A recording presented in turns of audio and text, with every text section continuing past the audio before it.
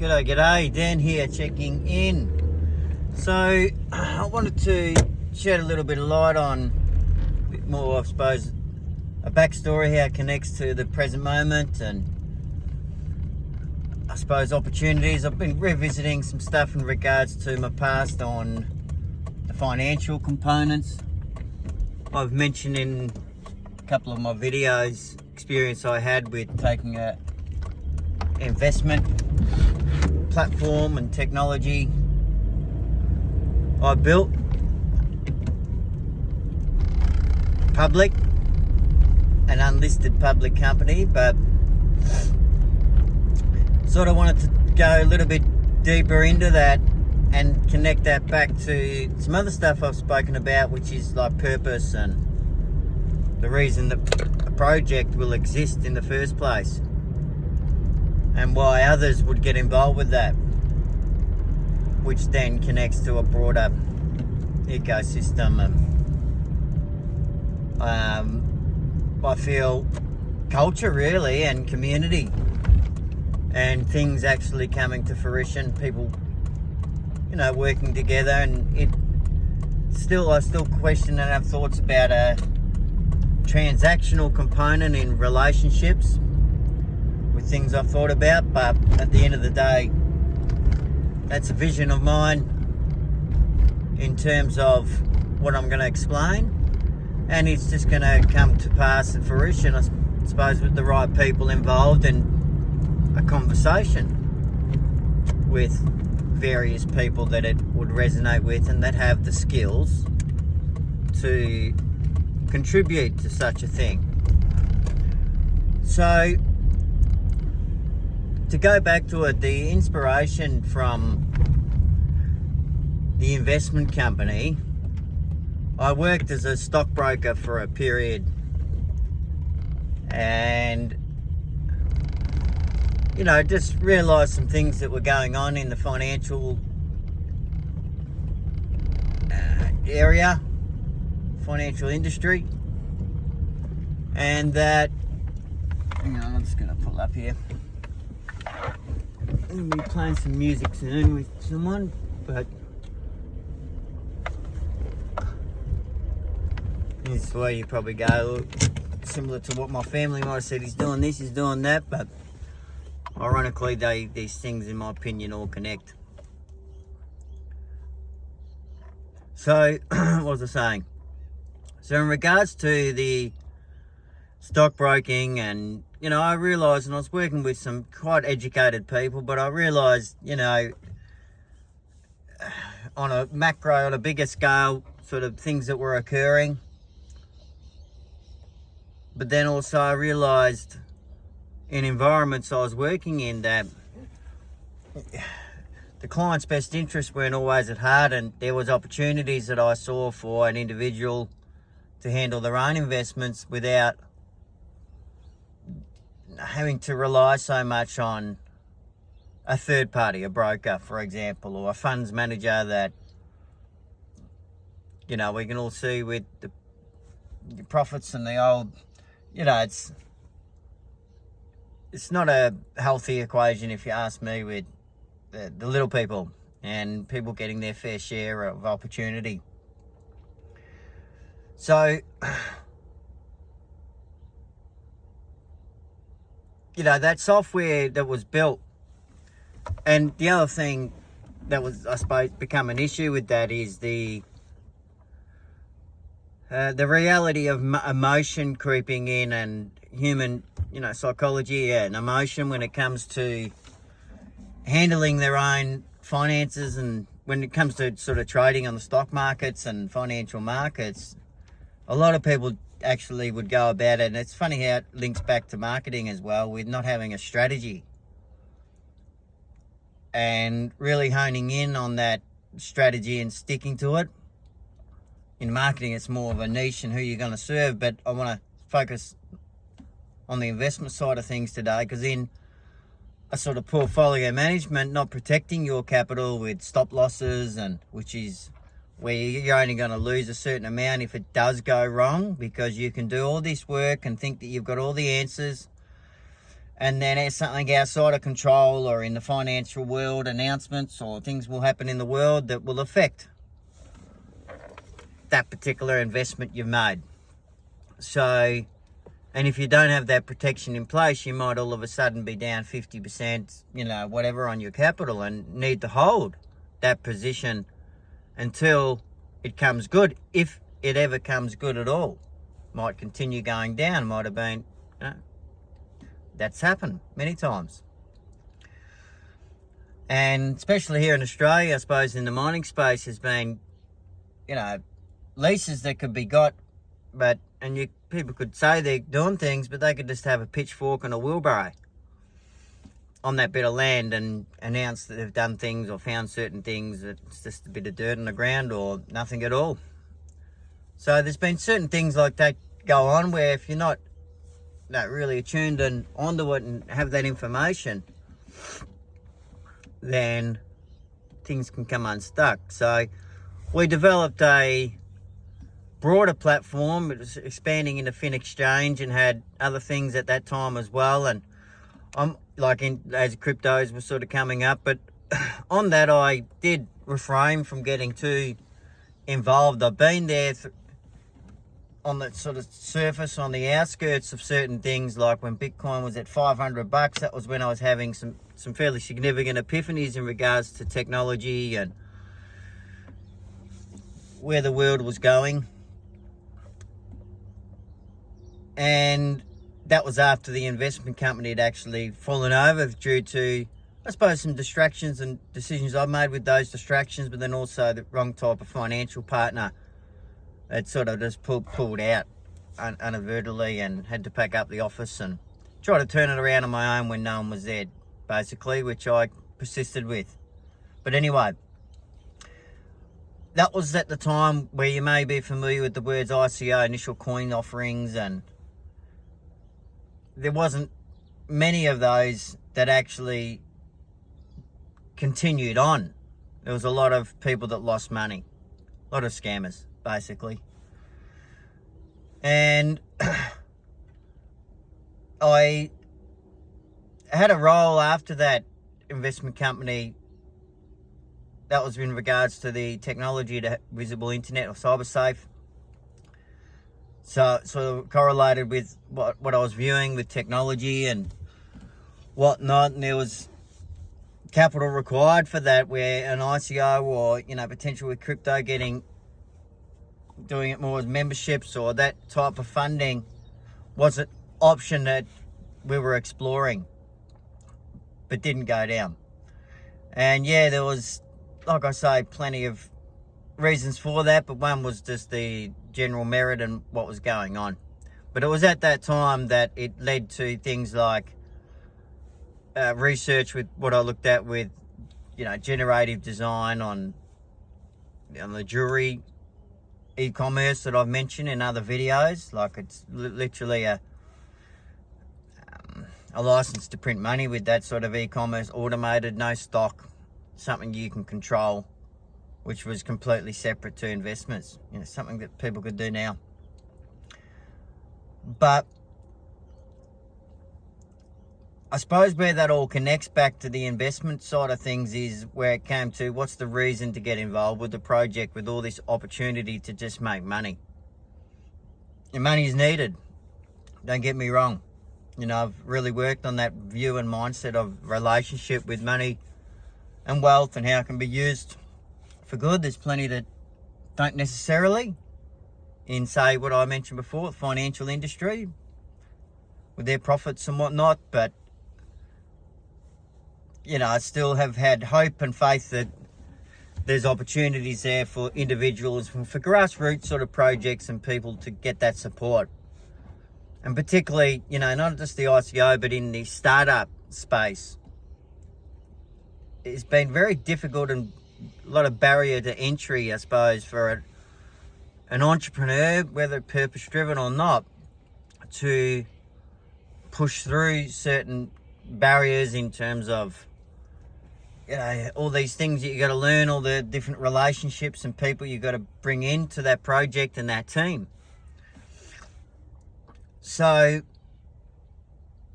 and all the emotions and dealing with life, something you're passionate about, and then sharing, all these sort of, a lot of different dynamics, I suppose, that come with that. So, I do believe in revisiting some things last night. I mean, there's tools available now, and it's both been happening for quite a while in the financial markets with automation, with, when you look at the charts, and just to go back to those that are listening that are more investment focused, and I'm giving general sort of knowledge here of my experience and knowledge, not advice for you to go and act on, seek, professional advice. But what I witnessed and viewed, like on the stock charts, which is the up and down, the prices, the open, high, low, close, and sometimes you'll see it as a line. But if you just zoom out, because if you're too zoomed in, there's ways you can trade on a minute basis or a daily basis or 5 minute, whatever. And you'll typically can do that on some of the foreign exchange or commodity type markets if you're sitting there focused and you've, I suppose, taken your steps to get to that point, which is more zooming out and doing medium, longer term investments or trades, especially if you're a mum and dad or business owner. It requires either proper systems and automations in place, or again, some people, go and rely on a stockbroker to go ahead and do that, to find that right one in the bunch. You've typically got to have a fair bit of money, so they're making good money from you, and it's a win-win, happy, balanced relationship. Otherwise, you're typically being taken advantage of. You're one of the small guys, that's some bread and butter, brokerage money for them. So, but what I'm saying is, when you zoom out on these charts, you can actually put flat lines on them. They're called support and resistance levels, where you may have heard of supply and demand. And supply and demand is how the business and the world goes around, with whether you've got a business and you're selling it, it's what's the demand for that product. And it's the same with shares and buying and selling. There's interest in that particular project or business. And as more buyers occur, that price will go up because people aren't willing to sell at that lower price. They can see the value of what it is now, or they can see it increasing in value. Hence, they put their orders to sell it at a higher price. But within that, those people in the know and understanding this can see that there's, this horizontal line where it will go and hit this sort of peak and go typically sideways unless something has occurred, and it will do what's called a breakout, where those buyers outweigh the sellers because of whatever underlying performance or announcements and whatnot that's occurred in that particular investment. So what I've found in the past is that those breakouts are, very good in terms of people identifying and seeing that, and others in the industry seeing that that's got momentum. And some of you in the industry or with a bit of experience investing might have heard the trend is your friend. And it is. Now, not all the time that it's going to break through these barriers, that it's going to continue to go up and reach that next barrier which occurs. And typically what will happen is that ceiling, or what it had there, if it's got substance to its momentum, will find a new ceiling, because people that have bought lower, as it breaks out and have made their profits, are going to start selling down and taking profit naturally, or increase their protection levels, where if it does come back, they'll be automatically taken out to protect their profits. So, long story short, these trends and patterns, if you just zoom out, like anything in life, first of all, to zoom out, see the big picture, and then you can start zooming in. But a lot of what we used to recommend and whatnot was done on that basis, but then also done on a basis where we would follow the smart money. And that, the smart money, I mean, directors can invest in their own companies. And that's one thing, to take their actual cash, not entitlements or options and stuff like that, but to take hard-earned cash and put it in. But the other main thing that we built was a facility there to measure the performance of the best performing substantial dealers when they would actually perform on the markets. And that was done on over different time frames, because they invest over short or medium, long-term time frames as well. So that's a more fundamental, if you're not too into investing, that's more fundamental sort of data. But then these guys, I mean, I met with Bloomberg and those terminals to have one of those at this point in time 7 years ago, one of these software and data solutions from the best, data provider in the world at that time, Bloomberg, was 20 grand per person on the desk. So these are the sort of tools that these people have. Didn't it make sense to pay attention to where they were investing, particularly if they'd performed in the past? So, we built a tool, and that data is available for you to, ultimately get, but something potentially triggered. And don't forget, these guys had more capital, could afford to sit in things longer. But ultimately, if that triggered something to pay attention to and look at, then the next thing was to do what I mentioned in terms of the charts and say, all right, with everything else going on in the portfolio, and I'll touch on that in a second, where's it up to in terms of that momentum and breakout? And some people can buy on those lower points, but you've got a chance it's going to go lower. But yeah, it's ultimately, if you haven't got as much capital utilised and that patience where emotion can creep in, then you're investing on the momentum, and it clearly going up is the way to go. So that would be the trigger. Following success. Second thing to confirm what's called the indicators. There's technical indicators, and there's hundreds of them, and you can utilize these in different trading strategies and time frames for investment. But again, if you're starting out and wanting to keep things simple, then that breakout sort of strategy with the flat lines, as what I've seen myself and experienced and with others, is the most consistent. And then it comes to the emotion creeping in with portfolio management.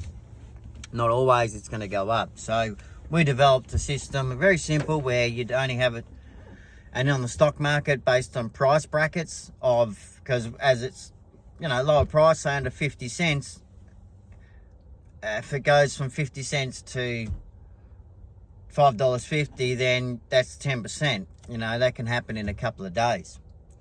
But a stock from $5 going to $5.50, for example,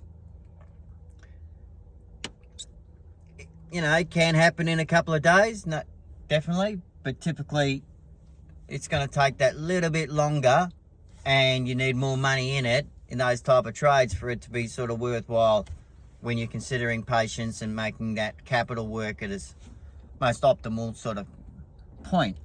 So within different price brackets and risk profiles, we would have a certain amount of your whole portfolio that you would as that risk profile put into shares, companies within that price bracket, but then each also position would have its own parameters that would minimize risk. If you're low risk, no more than 1% of your portfolio would be risked on any one trade, 2% on medium, 3% on high risk. So remove the emotion from the equation.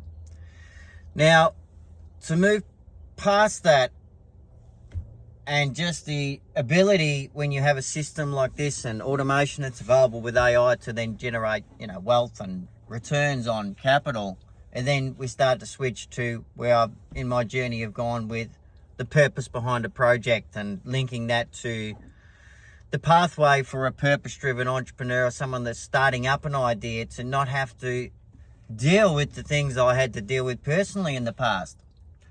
Taking that company public, dealing with all the things I paid 25 grand in admin, accounting, lawyers up front, and then another 40 grand in commissions. And this particular capital raising group was more on the admin side. They didn't actually raise capital for my project, really.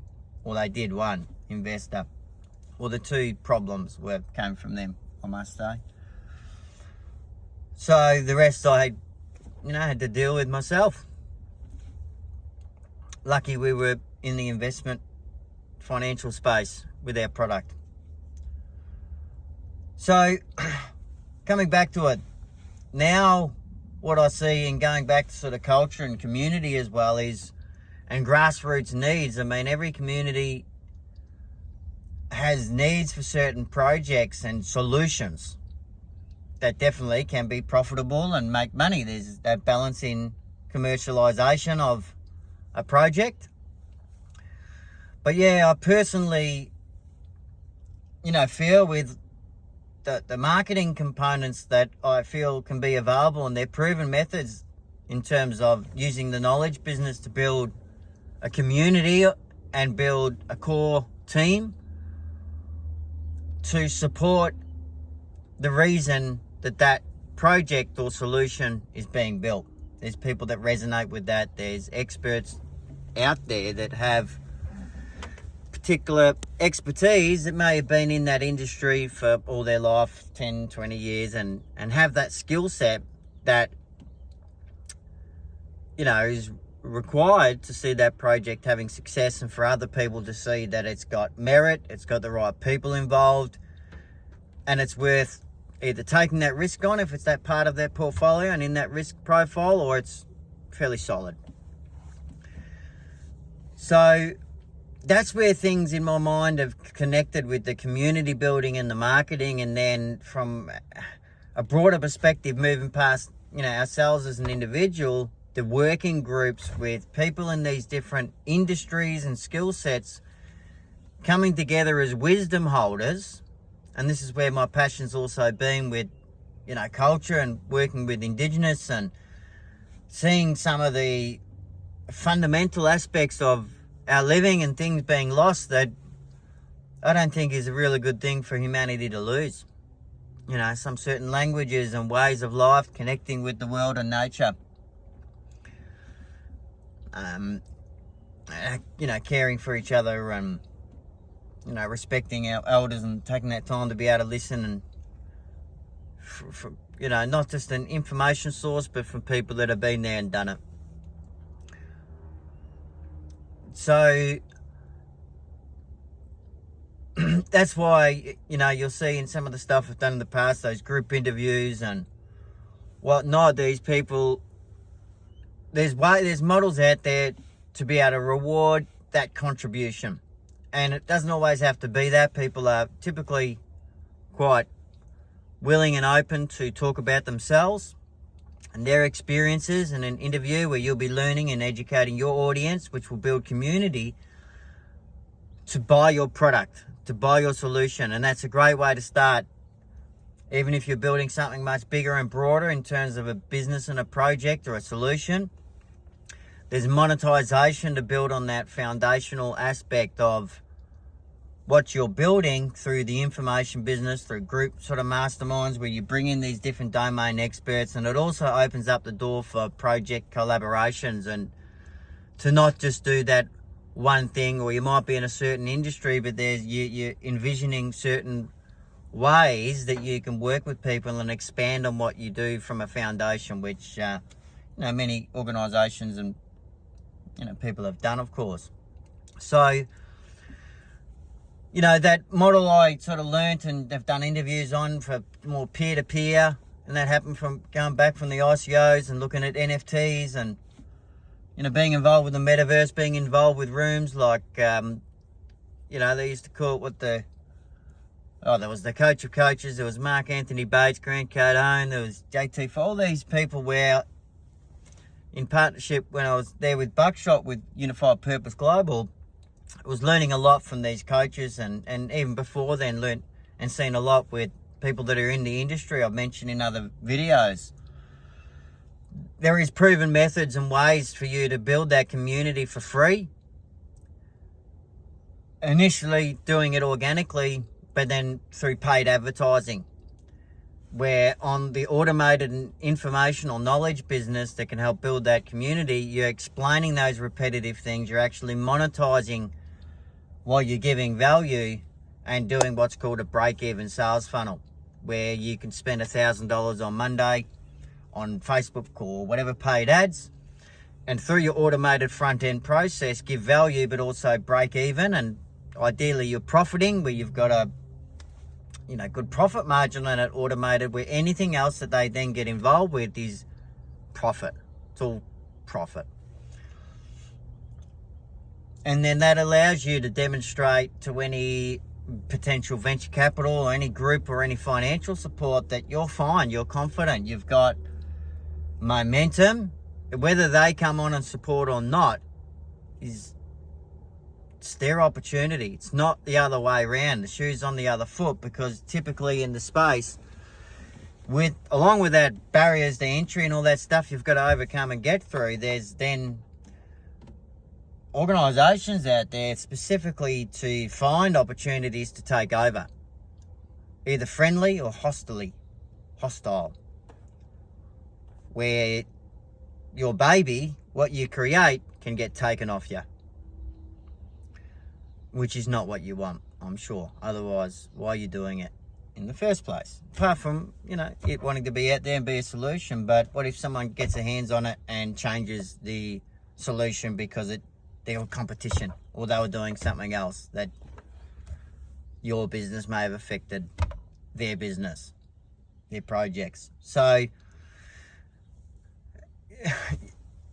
true Dan fashion, I've touched on a few things and trying to articulate in a way where they connect, but hopefully that the penny does drop for a few people, and I'll be going more into detail and also, in terms of, I suppose, the opportunities for self-control in people's own investments, to realise, there are tools there, I suppose, in the AI and in these systems to control your own, take the emotion out, and that assistance that you do need in this particular space. This is where the balance with technology, I feel, is warranted, to utilise these tools instead of relying on someone to know that they have the best interest at heart. You set up, you plan, you everything, and it runs that way that it needs to run. So, and I think the other main point and thoughts that I was having in regards to the purpose of a project, and then the alignment with that massive transformative purpose, the reason the project exists, that those domain experts or that community, then they are aligned with that product or with that solution, and also that links back to the agency and the knowledge business, is you're actually able to build, and it's quite important with how fast the world's going, and this is where the exponential sort of technology and engagement, which is one of the attributes of your modern organisation. If you're in business, you might be familiar with the business model canvas. If you're investing, you would have seen that type of documentation of reviewing a company and their books and what they're doing, etc. But then there's the exponential exo canvas, which is more lean, agile and flexible development and